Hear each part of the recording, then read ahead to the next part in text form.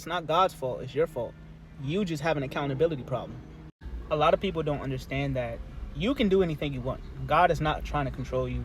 He gives you the free will to do as you please. You can make your own choices, your own decisions. But there's a consequence that you have to face with every decision that you make.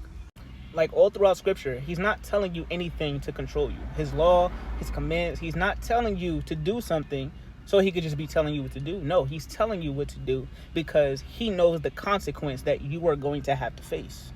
So he's not forcing you to follow the rules. You just choose to break it.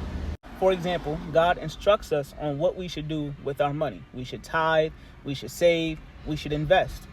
But instead, when we get our paycheck, we go spending it on food, we go shopping, we go buying things that we have no business buying.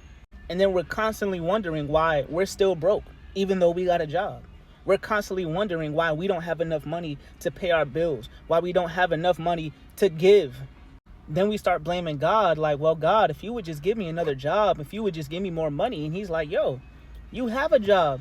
I'm giving you money every single week. What are you doing with what I've given you? Another example is God instructs us on what we should be eating, the things we should be putting in our bodies, how we should be treating our bodies. His word says that our bodies are a temple. So when you have a temple of the Lord, you should be treating it well. You should be exercising. You should be eating the right things. Instead, a lot of us do a lot more eating than a lot more exercising. We're eating greasy fried foods. We're eating foods with a lot of salt and causing high blood pressure, eating sugar and eating all of these things. And I'm not knocking or judging nobody for it, but I'm just saying, like, there's a consequence that you have to face with that. And that consequence is being out of shape, not being able to be as active or athletic as you want to be, dealing with certain sicknesses and illnesses.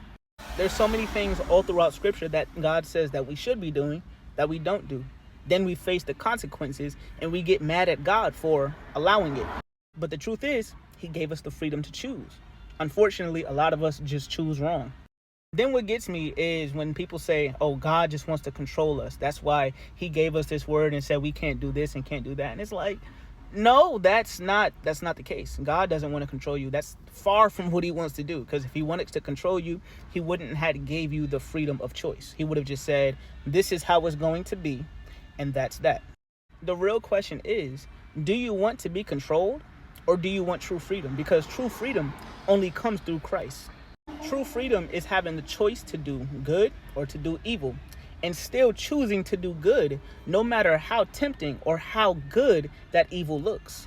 The only time you're actually being controlled by anything is when you can't give that thing up, when you can't walk away from that person, when the desire is so strong for this thing you have no business doing, that you just can't stop yourself.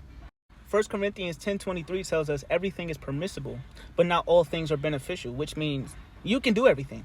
You can do anything that you please, but it doesn't mean that it's good for you. It doesn't mean that it's actually going to build you up, that it's going to edify you. And Proverbs 19:3 says, a person's own foolishness leads him astray, yet his heart rages against the Lord.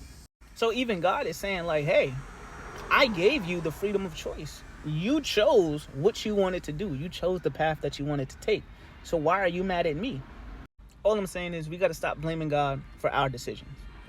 We chose to be with that person. We chose to stay with that person, even though they were treating us wrong. We chose to hang around the wrong crowd. We chose to make the wrong decisions with our money.